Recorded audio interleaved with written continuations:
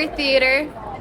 My name is Maeve. I'm Sean, I'm the drummer. My name's Dara, I play guitar in theatre. Jerry, I play bass in theatre. I'm Oscar, I play guitar. I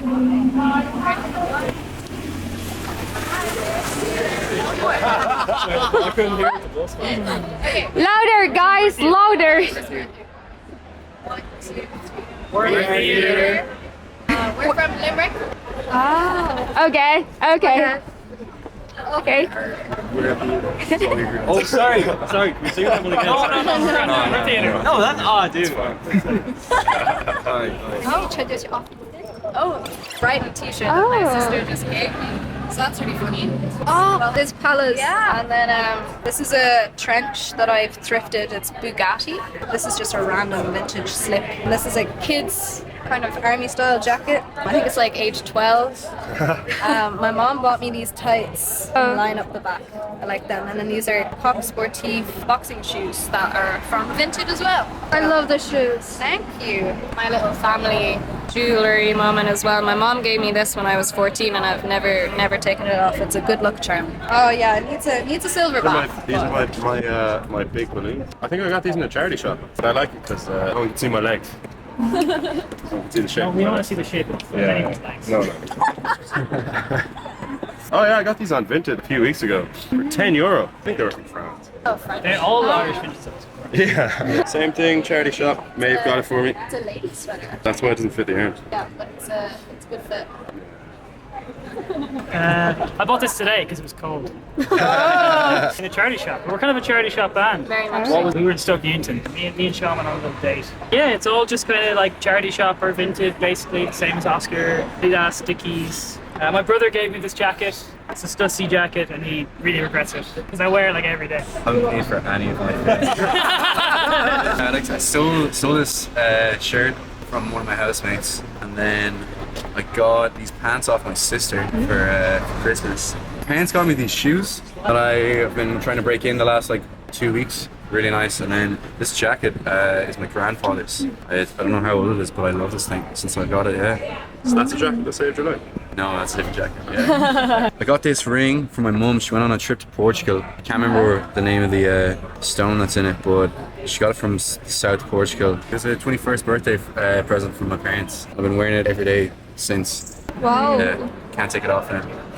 It's like your mom always with you. Yeah. Bits. I got this. This is Urban Outfitters tracksuit pants from Jade in London. Good. Love that, man. This jacket then as well. Maeve actually gifted me. I bought it in Limerick in a charity shop and I had it for years, but it was always a bit too big on the shoulders. I thought it would look better on you. She just gifted it to me. I don't know what the brand. There's a thing on the inside. It's a great vintage piece. Yeah, I don't know much about it, but not too sure. It was just it's a gift from Maeve. My shoes are Adidas. Yeah, Maeve's like glasses half the band. Glasses. Glasses. Glasses are from Specsavers. Specsavers on Dawson Street in Dublin. Wow. A more moody, dark. At the time, a lot of us were really into film. Over time. And cinema came up, and we thought that name was a bit shit. So we said, Terrible, that's a terrible explanation. it's true. And then we said we should name ourselves theatre. It's stuck from day one. In time, it's kind of more become about the theory around being theatrical and what that means to us and how we can incorporate that in our own way into being our stage presence. Yeah, it's definitely affected our live show. So do you think your name is connected with your music style? Yeah, but definitely our music kind of took on a more moody, dark, theatrical turn over time as well. If you imagine your music as one theater show, which show will you choose? Oh my god, that is an excellent question. Sweeney Todd. Sweeney Todd? I mean, it's very dark. There's a playfulness to it. I love the songs in that show. They're amazing. The costumes and the makeup and everything. But yeah, mostly kind of the darkness. Can you think of any other plays that you like? We got an answer. Yeah, Sweet Toss. Sweet Toss think is the about that. perfect answer. It is dark at times. We have some songs that bring in the light a little bit. We like to create a moodiness and to kind of challenge our audience into joining us in that place. Being moody doesn't always have to mean sad or angry, being in your head. Probably ethereal. Fragile. Oh, Expanding. expanding fragile. Come back to it. You took all the good ones. Vulnerable. Yeah, maybe I was thinking like misunderstood. Do you think your music combined with Irish traditional music? Yeah, we've got a lot of underlying, I would say now, folk influences. And in the beginning when we first got together, we really idolised bands like Blanco and Junior Brother, like current Irish folk artists, but we also love English folk as well. Airport Convention and Steel Eye Span and bands like that.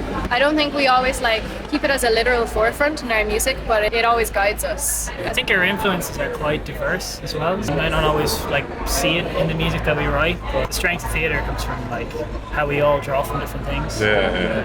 And kind of combine it to make something. Yeah, exactly. What makes it theatre rather than like referencing something. Yeah. We try not to push agendas too much. It's very much about a free flow jamming. We don't like to go into songwriting with a genre idea in our head of what kind of songs we want to write. Someone will just start playing a guitar part or even a bass part, and then everything falls in afterwards. And then it might only be after we've written a whole song that we realize, oh, we took massive inspiration from that band there, which is always a nice surprise for all of us. We're constantly discovering how influenced we are by different artists. How do you get inspiration? It's actually more verbal diarrhea that happens in the room when we're jamming. Sometimes the guys have been working on music on their own and they'll bring something in and we'll all expand on it together. But when it comes to lyrics anyway, I will admit I don't do much writing on my own anymore. It's always just in the room with the guys and stuff just falls out. And then I'll kind of rejig it afterwards and see what fits. And then a couple of days or maybe even a couple of weeks later, I'll realize, oh, that's what I was talking about. That's what I meant. Okay. Do you think the songwriters need to experience some bad things, feel so suffering, and can write music? I think that's all subjective to every person. You can't really tell someone or really teach someone how to make art or music, but it's different for all of us. But as for my own personal experience as a lyricist, I would probably say yes. It's good to, going back to vulnerability, it's good to make yourself vulnerable in life, because you'll always come out with some kind of experience to express yourself through or about. Yes and no. It's a lot easier to write from experience. The more impactful experiences you can write about come from a more vulnerable place in that sense. In saying that though, I know some great artists who write about other people's experiences or they make things up. I think Elliott Smith wrote a lot of songs that were really dark, and it turns out that some of those experiences weren't his and stuff like that. So it's a very much a yes and no answer to that question. It depends who you are, it depends where your writing comes from. You can achieve anything anywhere if you really want to. How do you find your honest way to express yourself? We can never really get away with not telling each other things, because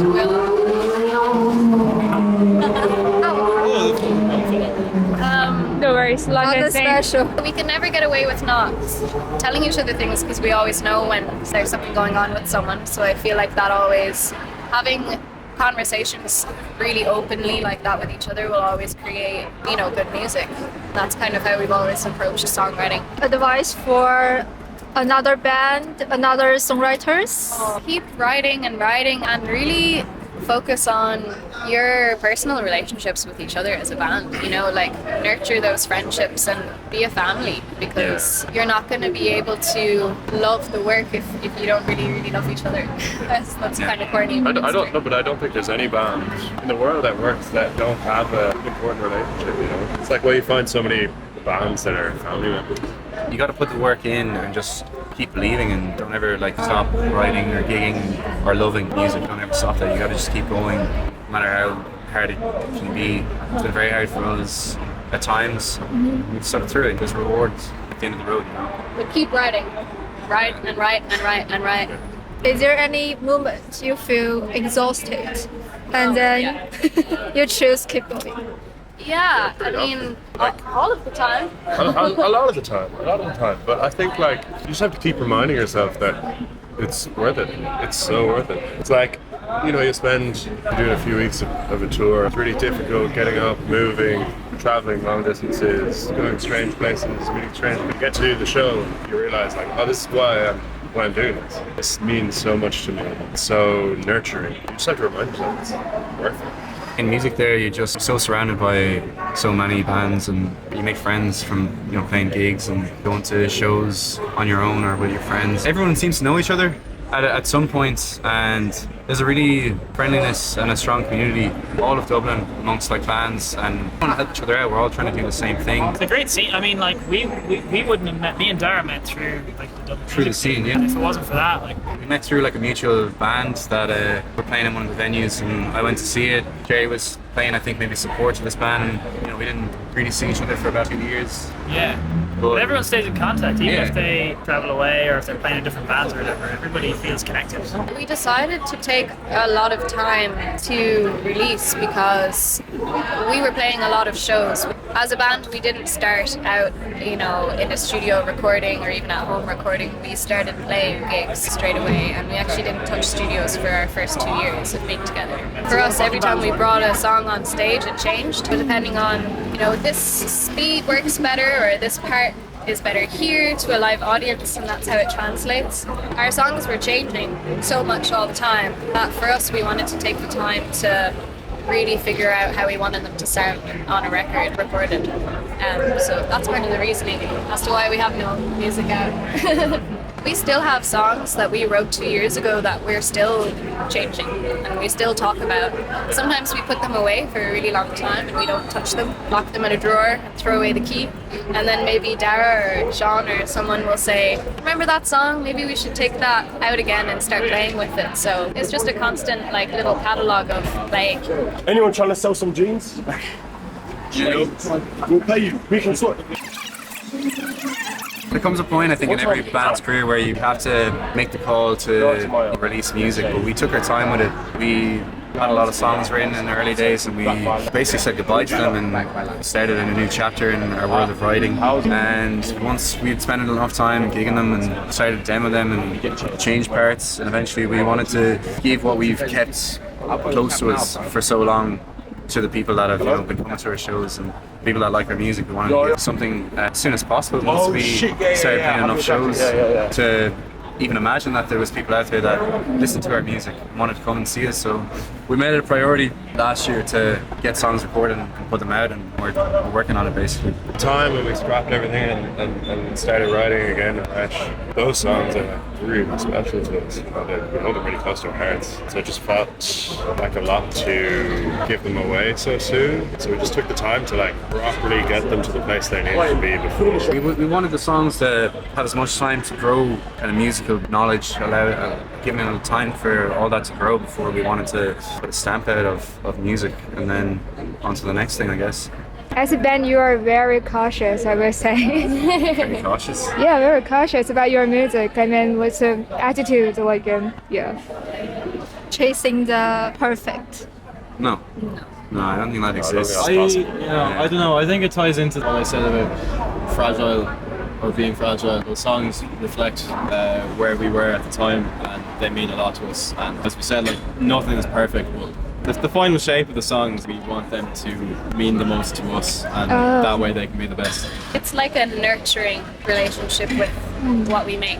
It's like a plant, like we want it to grow and We care about be them. strong. Like, I think when we're writing tunes, we're all kind of with each other anyway. Like, we let our guard down. It's not about like emotions or how our actions would affect each other in the band. It's just how we would create the best song in that moment. Do you think it's very difficult to just use your demo and a live show to find the chances? Yes, but I think we'd all agree that the opportunities that you do find with limited material like that are really strong opportunities, because people will really care about you when all they can do is come see you live. That's our experience. It means a lot more for Yeah. people to do that extra bit of research or that extra bit of looking into a band, go the extra mile and see them live or search for the demos on the internet or whatever. It means that little bit more. It's just harder to do that. 100%. It's kind of like having just a guiding figure, like an extra member of the band. Whereas before we would ask each other questions and all of us might not know the answers and we'd be guessing. Yeah. And then you suddenly have this person who has some of the answers. It's a very gratifying and securing experience. Having a team takes a lot of work off of our shoulders, allows us to focus more on each other and the music, and the organising elements of being a band can be taken out of your hands and looked after for you. And yeah, there's a lot of benefits to taken over by someone, and allows us to just focus on what we love doing even more. Plan for your 2026? Lots of plans. Yeah, it's music. Will you release your music this year? We I are. think our plan is to release music this year, and we've waited enough. That's the plans. We want to write more songs, we want to evolve the sound and the sound of the band. We want to expand that as much as we can, play shows and meet people along the way, and travel is very important to us. We really enjoy the traveling aspect of touring and playing gigs in different places. It's really exciting for us. All that to look forward to, I guess. Just like spend more time together. We spent so much time as a band, really disjointed in separate cities, and now we're all together for the first time properly. And also like working and traveling, playing shows. Last year, towards the end of the year, we were just so busy. I think it's spent as much time in each other's companies. Pieced together over 3 years, but me and Sean were in college together. I was doing film and he was doing Studying music. I was in a band, just looking for a singer one day, and a new mate through college. I was asked her to come down and have a jam with us. And I think it's the same with everyone where members of the band joined and then never left. It's been a constant rotation with people. I'm very happy that we've met along the way, who we are as people now, and what we mean to each other as people. Before you said you are studying film. Yeah. Do you think you apply your knowledge about film to your music? I mean, we haven't really had the opportunity to for the first years until this year, without spoiling too much. But yes, there was an opportunity recently to apply some of that knowledge into something that's coming out. Yeah, no, we're hoping that in the future that there'll be many opportunities, I suppose, for that to be applied. Yeah, we're very We're waiting for those opportunities. visually loving as a band. We love movies and we watch a lot of movies together. That was a piece of advice actually we were given a year ago, was to work watching movies into your band practices and your time together. It's really useful when you're having a cohesive idea of what you want things to look like in the future. So yeah.